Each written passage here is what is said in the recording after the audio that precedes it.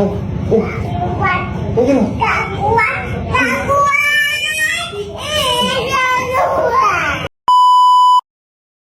Assalamualaikum warahmatullahi wabarakatuh. Shalom, Om Swastiastu, Namo Buddhaya, dan salam kebajikan. Salam Vidya Dharma Anoraga. Halo semuanya. Perkenalkan, nama saya Ayumi Basma Andrian dan rekan saya. saya Nazul Birana Putri. Saat ini kita berada di pabrik kayu Gaharu CV Saini Oat Sejahtera yang berlokasi di Kampung Lembur Sawah, Cicantayan, Kabupaten Sukabumi. Pabrik ini memproduksi produk-produk berbahan baku kayu, contohnya serbuk, getah, dan juga minyak. Let's get started.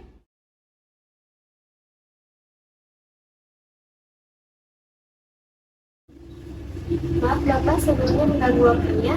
Sebelumnya izinkan kami untuk memperkenalkan diri. Perkenalkan, nama saya Puja Lestari. Nama saya Muhammad Alifia Panariki. Nah, kami di sini izin untuk mewawancarai Bapak untuk memenuhi tugas ekonomi. Sebelumnya mohon bagi Bapak untuk mengenalkan diri terlebih dahulu. Ya, sebelumnya saya ingin mengucapkan terima kasih karena sudah mampir di sini ya. Saya Noval, di sini saya sebagai wakil dari owner perusahaan ini. Tapi kalau mau disebut jabatannya wakil direktur. Pertanyaan selanjutnya, sejak kapan Bapak merintis usaha ini?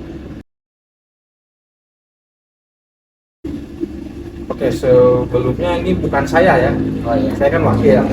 Jadi di sini karena memang ownernya itu ayah saya gak bisa ikut wawancara.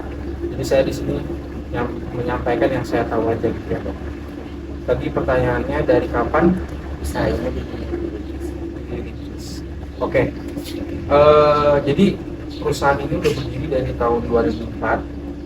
2004 ini namanya dulu belum saya bisa Inol Sejahtera, namanya masih Aroma Saini. Sudah lama juga ya Pak, dari tahun 2004. Iya. Bisa diceritakan modal awal dari usaha. Untuk membentuk satu mesin waktu itu, mesin yang penggilingan minyak Gaharu sekarang itu kurang lebih mungkin 7 juta pada tahun dulu itu. Terus pembuatan mesin itu juga nggak langsung 1 minggu 2 minggu, itu hampir 1 tahun. Soalnya ayah saya perintisnya nggak langsung ada modal di situ, jadi kayak dicicil dulu beli mesin, terus beli apa gitu. Sampai 1 tahun itu jadi satu mesin penggilingan minyak. Terus di situ ayah saya bisa mulai coba-coba beli minyak Gaharu. Jadi 7 juta itu buat bikin mesin sama beli raw material, bahan mentah. Dan selanjutnya, dari mana Bapak mendapat bahan baku untuk produksi? Kalau sekarang Gaharu itu banyak, nggak harus ke hutan. Jadi sekarang tuh kita ke pengepul itu mudah didapetinnya. Kita nggak perlu pergi ke Kalimantan, ke Sumatera. Kita sekarang cukup telepon aja. Misalnya kita kekurangan bahan baku, kita udah punya semua list supplier kita, list vendor kita semua udah ada. Jadi tinggal telepon aja, silakan kirim kayu. Biasa dari Probolinggo, dari Surabaya. Nggak perlu ke hutan soalnya kita kita tuh tangan kedua juga bukan, mungkin tangan ke beberapa gitu. Jadi kita minta ke pengepul kayu. Selanjutnya, apa ada kendala dari bahan baku? Kalau kendala itu biasanya jarang sih, tapi biasanya kendalanya musiman, bukan kendala di bahan sebenarnya, kendalanya di cuaca. Misal kita cuaca lagi hujan, otomatis bahan mentah raw material basah, datang ke sini basah, timbangan juga jadi naik, terus kita jemur, susut, ya kan, makan waktu juga waktu produksi. Tapi kendalanya di cuaca sih. Kalau di saat ini juga ada kendala yang kayak gimana?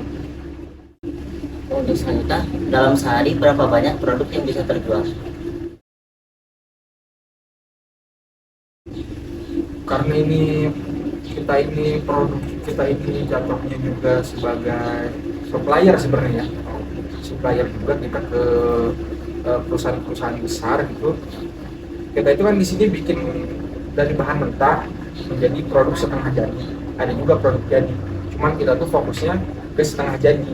Nanti produk setengah jadi ini dijual ke perusahaan lain, baru sama mereka diolah jadi produk jadi, nanti baru dijual ke customer. Nah kalau tadi misalnya sehari nggak bisa hitungan per hari.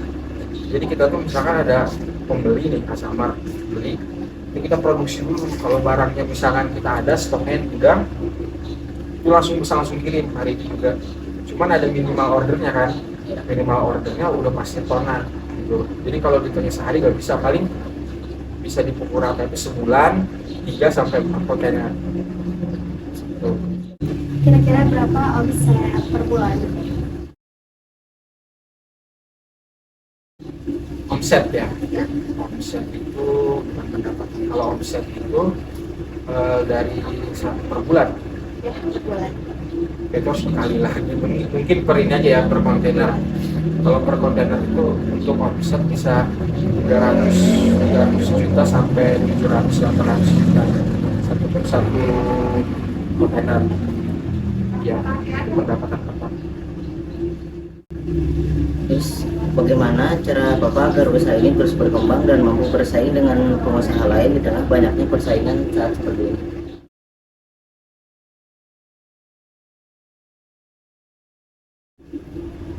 Oke, untuk terus berkembang pastinya ya kita harus memperhatikan market. Jadi kalau market kayu gaharu itu sama kayak market lain sebenarnya.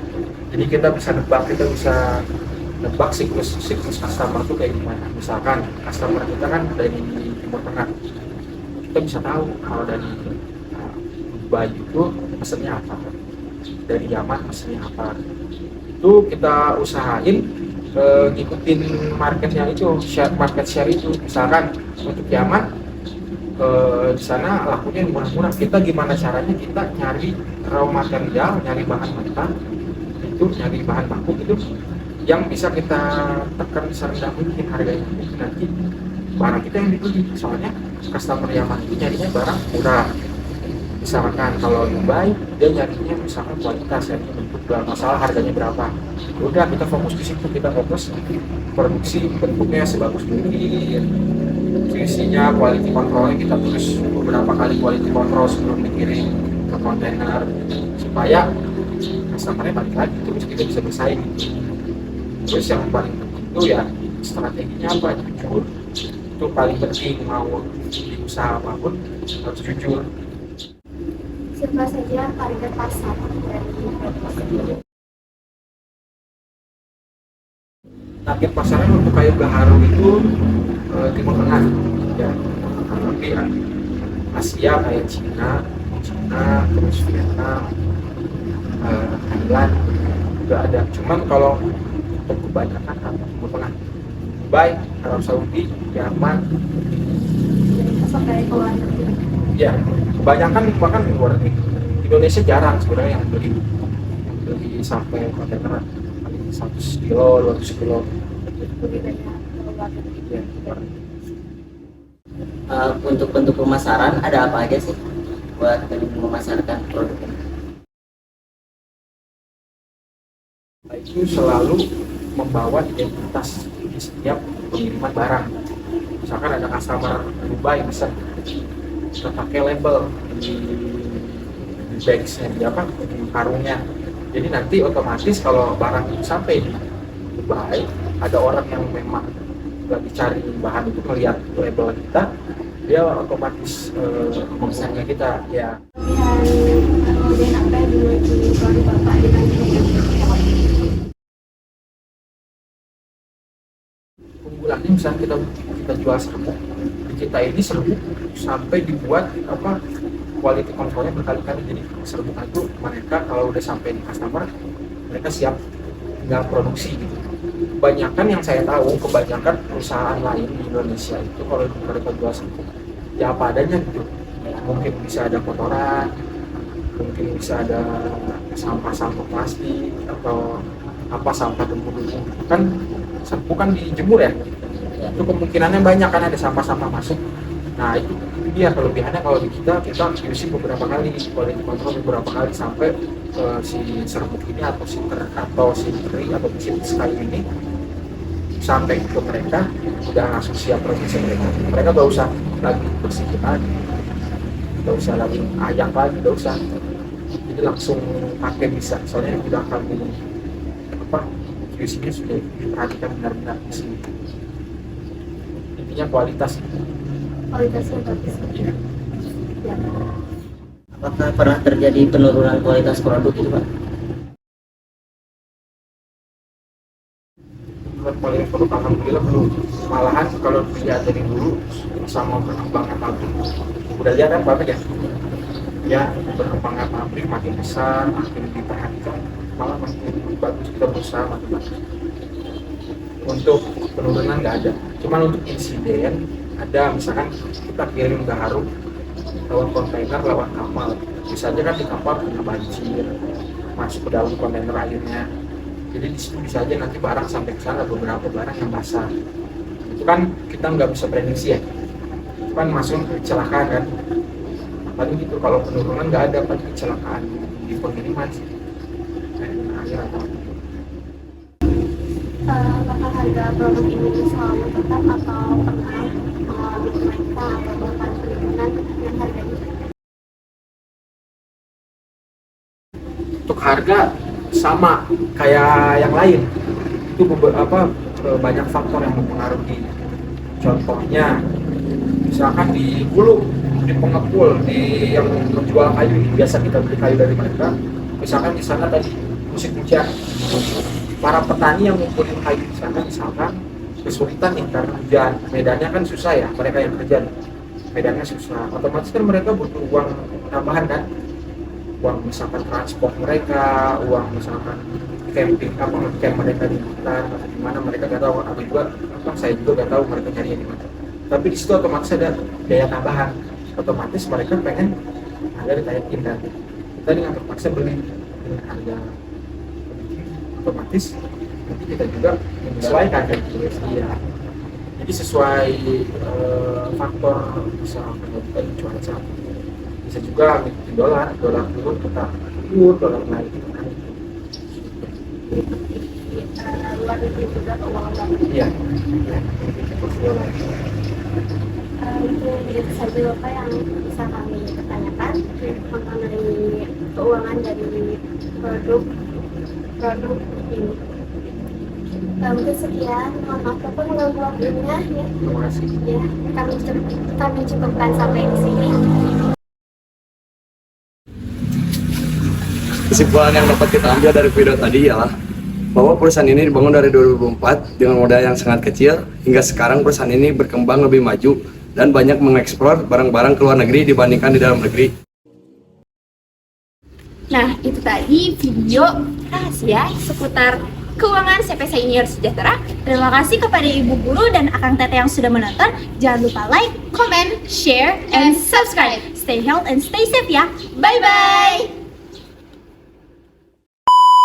Saya itu bagian saya.